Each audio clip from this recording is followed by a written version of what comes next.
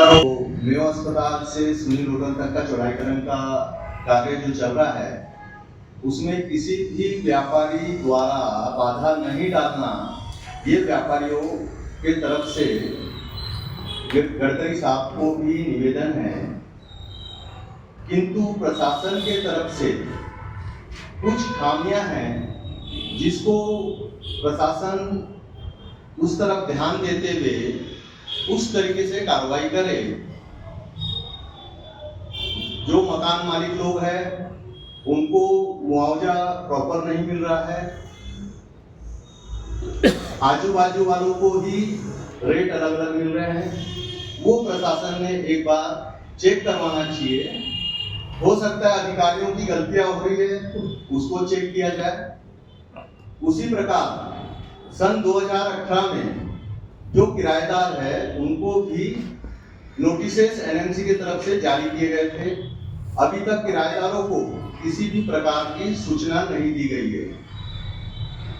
इसके अलावा अगर अधिकारियों से मुलाकात होती है तो उनका बोलना रहता है कि जो मकान मालिक है उनसे हमारा मतलब है, किराएदारों से हमारा कोई मतलब नहीं।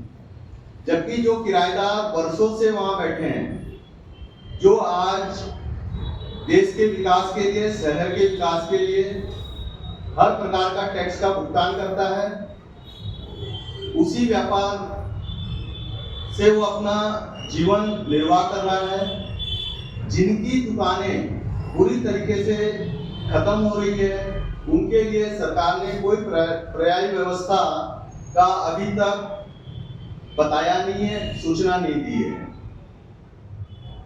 आज अगर रोड पे बैठे हुए हॉकर्स भी है, अगर तो उनको भी कोई ना कोई पर्यायी व्यवस्था सरकार ने की है।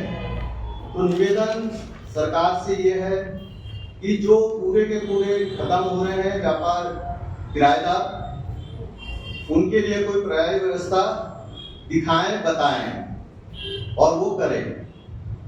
दूसरा, जो जिस प्रकार से तोड़ने का कार्य किया जा रहा है, उसकी सूचना पहले से दी जाए ताकि वो अपनी अपनी व्यवस्था कर सके।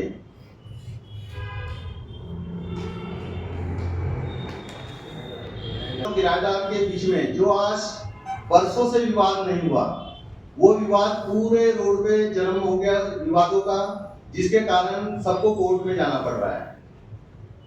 मकान मालिक अगर जो जितनी जगह बच रही है, उतनी जगह या तो वो खुद अच्छे से तोड़ के देवे, या किराएदारों को अपने खर्चे से तोड़ने की अनुमति मांगते हैं तो देनी चाहिए।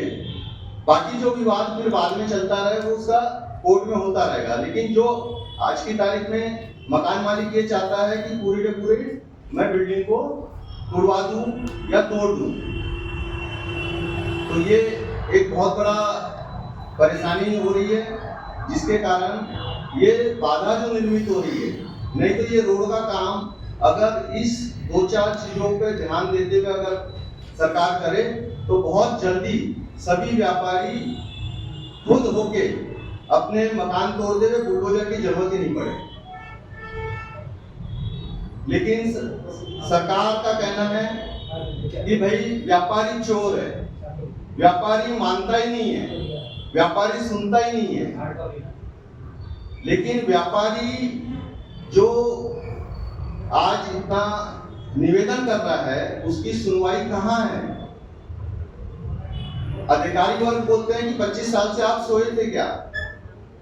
अगर व्यापारी ये पूछे कि 25 साल से अधिकारी सोए थे क्या,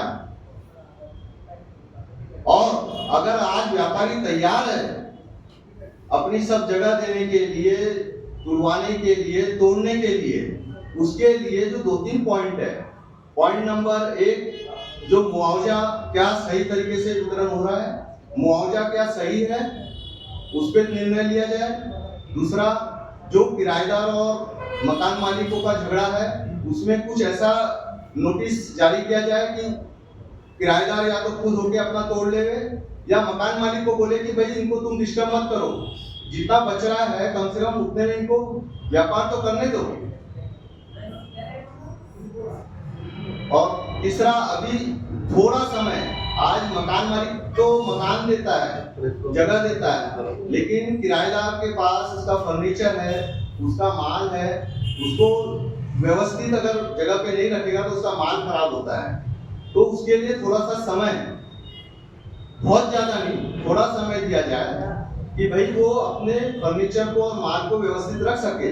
अगर किराएदार के पास खुद ही जगह होती रखने की तो वो दुकान आज किराए पे क्यों लेता, वो खुद ही वहीं अपने वहां काम कर लेता। तो इसका एक पर्याय व्यवस्था होनी चाहिए, थोड़ा समय देनी चाहिए, एक टाइमलाइन फिक्स कर देवे और इन मुद्दों को पर विचार करें और फिर आगे बढ़े। और मैं तो ये गारंटी देता हूं कि अगर प्रशासन इस पे ध्यान देगी, इस तरीके से अगर एक फाइनल डिसीजन लेती है, तो वहां पे आपको पूरा रोड, मैं सोचता हूं कि जो टाइमलाइन आप ऑन करो उसके तक वो आपको क्लियर रोड मिल जाएगा। ये सब हम लोगों की विनंती है। आज हम सुबह नितिन गडकरी साहब से भी मुलाकात करने गए थे, उनको भी यही समस्या बताया गया, उनको भी हम एक निवेदन लिखित में देने वाले हैं और उनसे भी हमारा यही आग्रह है, थोड़ा सा इस पे एक बार और विचार विमर्श करके एक थोड़ा सा सब लोगों की जानकारी में ये चीज आ जावे, ऐसा कुछ कार्य किया जाए जिससे कि इस रोड को तोड़ने और करने में जल्द से जल्द ये कार्य खत्म हो जाए और सभी व्यापारी इसमें